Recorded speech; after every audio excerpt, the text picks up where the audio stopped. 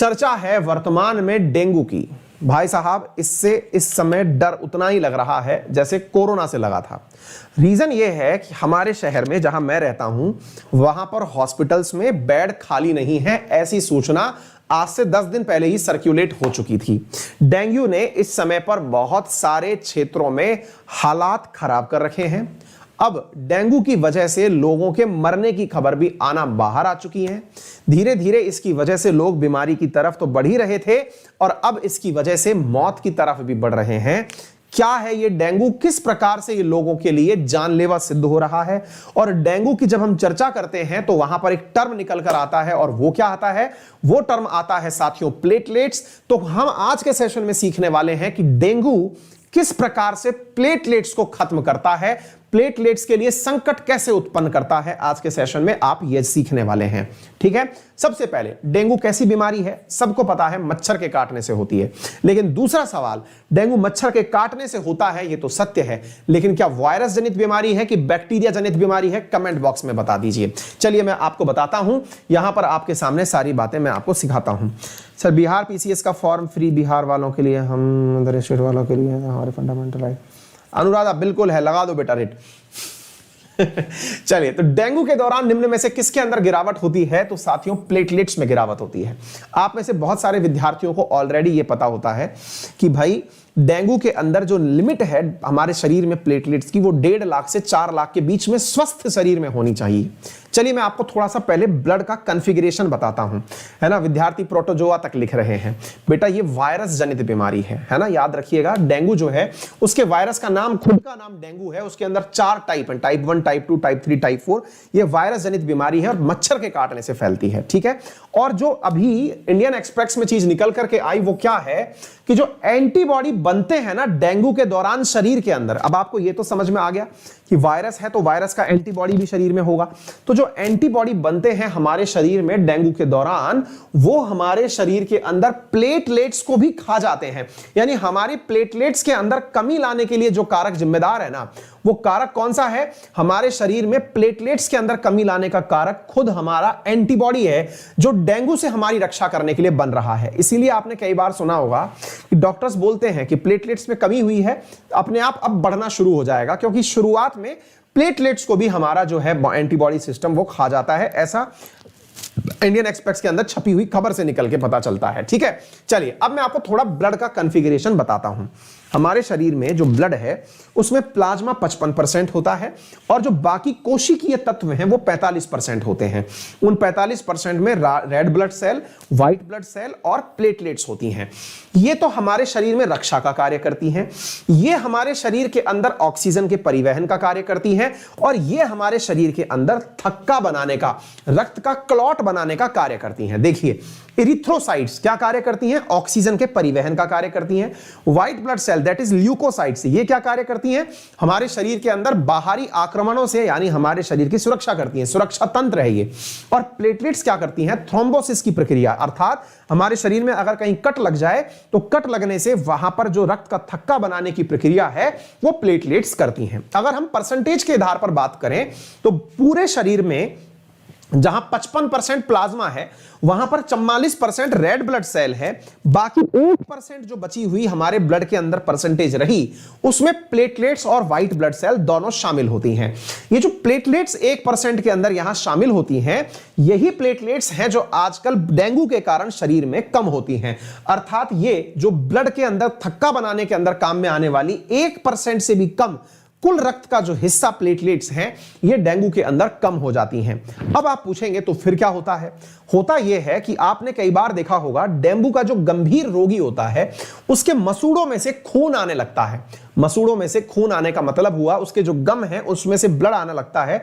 उसके पीछे कारण यह है कि वो ब्लड रुक नहीं पा रहा होता है, नाक में से ब्लड आने लगता है, कई जगह कट लग जाने से ब्लड आने लगता है। जब केस बिगड़ने लगता है डेंगू का तो ये स्थितियां हो जाती हैं। क्यों? क्योंकि क्लॉट्स नहीं बन पा रहे होते हैं, ठीक है। तो ब्लड के अंदर जो स्थिति है वो इस प्रकार से घातक होती चली जाती है, ठीक है। अच्छा, तो इसके अंतर्गत ये मैंने आपको सारे कंपोनेंट्स की बातें बता दी, किस प्रकार से ये कार्य होता है अब मैं आपको वो बताता हूं। डेंगू का मच्छर असल में क्या होता है, अब डेंगू के मच्छर के बारे में भी मैं थोड़ी सी जानकारी दे दूं, है ना। आपने एडीज मच्छर के बारे में नाम सुना होगा, ये मच्छर जनित बीमारी है। मैं मच्छरों के बारे में भी थोड़ी जानकारी आपको दे दूं।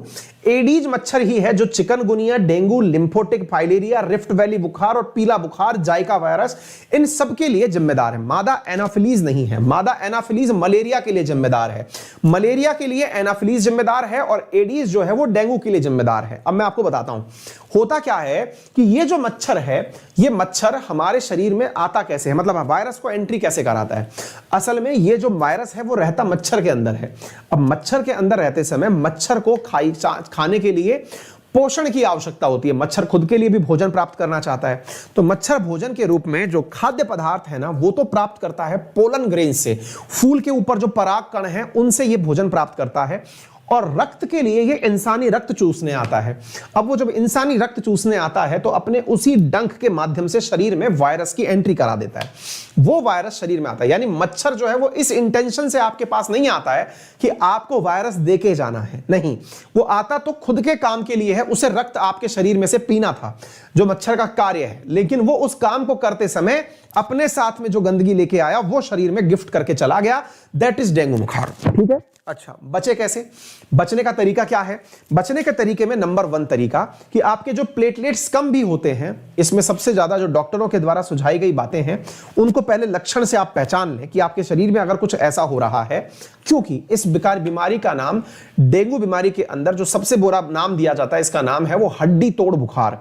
हड्डी तोड़ बुखार क्यों है? क्योंकि इसमें शरीर के अंदर हड्डियां दुखने लगती हैं, दर्द होने लगता है, मन विचलने लगता है, उल्टी के से लक्षण आने लगते हैं, मांसपेशियों में जकड़न होने लगती है, आंखों के पीछे दर्द होने लगता है, मसल्स में स्वेलिंग आ जाती है, स्किन के ऊपर लाल स्पॉट से बनने लगते हैं। तरीका इसका जो सबसे ज्यादा है वो ये है कि शरीर में जितना हो सके वाटर इनटेक पर फोकस करिए, यानी कि जल का अपने शरीर में आगमन होने दीजिए। वाटर इनटेक से मतलब हुआ कि आप अपने शरीर में लिक्विड डाइट लीजिए जो कि शरीर को पचाने के लिए जिम्मेदार हो। अपने शरीर को ज्यादा मेहनत ना करने दें।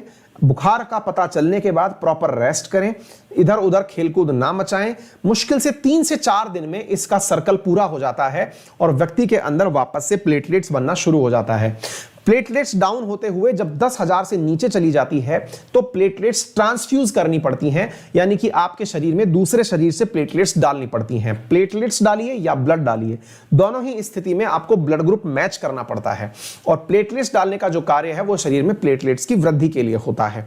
तो आपको यहां पर यह बात भी समझ में आनी चाहिए। तो 3 से 4 दिन का ये जो सर्कल है, इसे अगर आप शरीर को एक्स्ट्रा श्रम करने के लिए मजबूर नहीं करेंगे, प्रॉपर रेस्ट करेंगे और डॉक्टर के द्वारा बताई गई चीजों की पालना करेंगे, तो निश्चित ही आप अपने स्वास्थ्य के प्रति सजग रहेंगे। उम्मीद है आपको डेंगू के प्रति दी गई जानकारी जो है वो समझ में आ गई हो, और ये कहां पर वर्तमान में फैल रहा है ये मैंने आपको बता दिया। और डॉक्टरों का कहना है कि ये जो बीमारी है इसके पीछे बहुत बड़ा कारण प्लेटलेट्स कम होने का ये है कि शरीर में जो इस वायरस से लड़ने के लिए शरीर में एंटीबॉडी बनता है, वही एंटीबॉडी प्लेटलेट्स को कम करने लगता है। यही कारण है कि आपको शुरुआती दौर में जब बुखार का पता चलता है और जब आप सीबीसी कराने जाते हैं, यानी कि ब्लड टेस्ट कराने जाते हैं, तब प्लेटलेट्स में कमी का पता नहीं चलता है।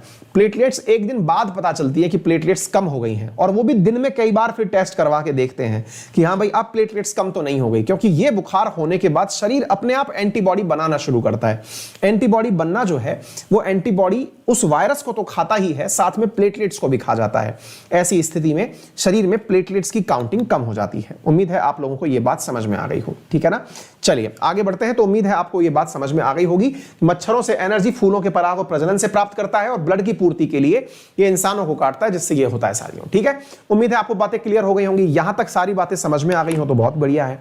वीडियो को लाइक कर देना, चैनल को सब्सक्राइब कर देना, वीडियो को शेयर कर देना, कई बार कहना पड़ता है। एक बात और, आज शाम 7 बजे इंपॉर्टेंट इंडियन पॉलिटी के क्वेश्चंस की क्लास है, उसका लिंक आपको कमेंट बॉक्स के अंदर पिन हुआ मिल जाएगा, उसे आप वहां से देख लीजिएगा। अब फिलहाल के लिए मैं आपको यह बता दूं कि यदि आप में से कोई भी विद्यार्थी मेरे साथ जुड़ करके अनअकैडमी पर पढ़ना चाहता है तो मेरा रेफरल कोड है अंकित 10, जिसका उपयोग करके वो अनअकैडमी पर 10% डिस्काउंट प्राप्त कर सकता है। अनअकैडमी पर 10% डिस्काउंट सभी सब्सक्रिप्शंस पर उपलब्ध है यूजिंग माय रेफरल कोड अंकित 10। आप लोग चाहे यूपीएससी हो, एसएससी हो, बैंकिंग हो, रेलवे हो, सभी जगह 10% डिस्काउंट प्राप्त कर सकते हैं।